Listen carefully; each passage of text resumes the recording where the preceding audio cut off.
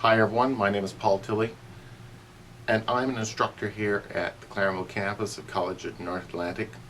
And over the last 25 years in the classroom and in various learning environments and developing programs and developing courses, I've had lots of opportunity to use and try different media in order to create a richer learning environment for students in the classroom.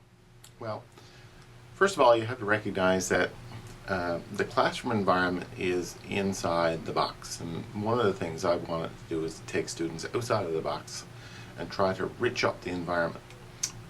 Using technology, and particularly internet-based technology, I think I've done some of that.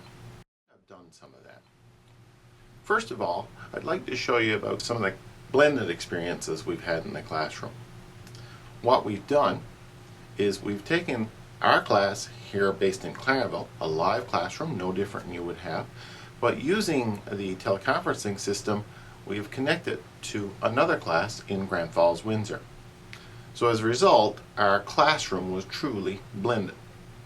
Now, the operation of the class wasn't that much different than what we see in a normal classroom where you're just dealing face-to-face with students. But one of the things I had to do was to create a background environment that students could use as a kind of a post in which to relate to things and be able to store things and get access to things that I would hand out. So it's not as if I can hand out notes, for example, in the classroom in Grand Falls so easily. So I've used some technology and media-rich technology to help do that. So let me just show you some of the things I've done. As you say, students need an opportunity to be able to access information if they're remote from you in some way or another. So it doesn't matter if they're in a classroom, your own classroom next to you, or in a classroom that's remote from you, or on an online environment. Students can access all of the information you give out if you have a nice web page that works for you easily and works for them easily. So the first thing I did was to create what's called a Wiki page. Now, the Wiki allows for students to interact with it, but from my point of view, it allows me to easily upload files and to add content. You can see here that I've created this Wiki page for my courses, and over the last number of years, it has grown tremendously in size. So for each of the courses I teach, depending on the semesters that come into play, what I do is I add all my notes to that, all my slides, all my reference items, and that way students can go and access that. But I guess it's important for me, I can access it from term to term. It creates a storehouse of information that I have used in the various classes I've taught, and it allows me to go back and review what I've done, change it, add to it, delete from it, and very easily. One of the very first projects I did was to create podcasts. Now, podcasts are fairly easily done if you've got a microphone and a computer and a bit of software. Audacity, for example, is free software. You can create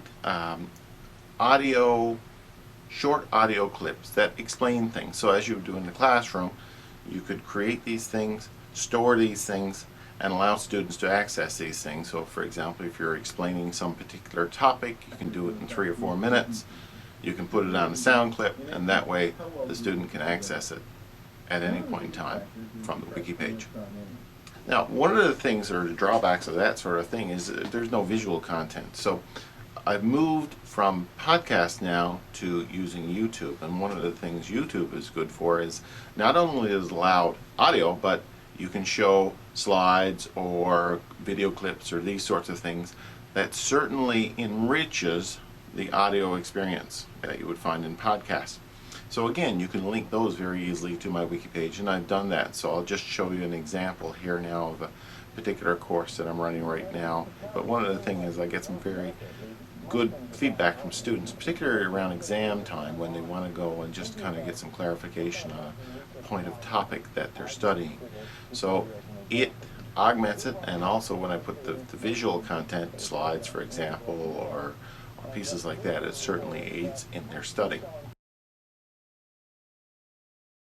You know, my philosophy is why reinvent the wheel if we have a very good wheel to start with. Social media platforms such as Facebook are used by basically everyone. You know, if you look at the numbers, most people are using them. the thing is, how can we utilize that tool in order to help in our educational environment? Well, one of the things I've done is to create pages for the various courses that I offer. So let's say, for example, I'm doing a marketing course. I have a marketing page. And what I do is, as I'm going through and I see stories related to marketing, say for the example, the Globe and Mail has an interesting story about some company that we discussed in class, I can post it to that page. Now you ask, well, how does the security work on that? Well, one of the things I do is I create a separate page. It's not a personal page, it's a separate page. They can find specific information on this course, and whenever I post things, it will end up in their feed so they can see what's going on. And when I talk about posting, it includes anything I add to my Wiki page, anything I add to my YouTube page. If I use podcasts, I can easily put a podcast there. So it certainly allows me the opportunity to add things in and show up for the students to see. So it's not necessarily relying on a passive them going to look for it. It's very active in the sense that when I post it, it shows up in their file. So that means that they're more exposed to the things we talk about in the classroom, and I think that it aids in the overall educational experience. Finally, I'd like to discuss with you some of the things we're doing that are more experience-rich than technology-rich. One of the things that we get students to do is we encourage them to be part of our Enactus. Enactus is a group of students that get together to do economic development activities and social development activities, and each year our students create projects that they work on in conjunction with other companies, other organizations, other people in our community. So I can't say enough about our Enactus chapter as a tool, not technology based, but certainly experience based. Anyway, thank you for watching today. If you have any questions, please contact me. My information will come up here now, and I'll be glad to talk to you. Thanks.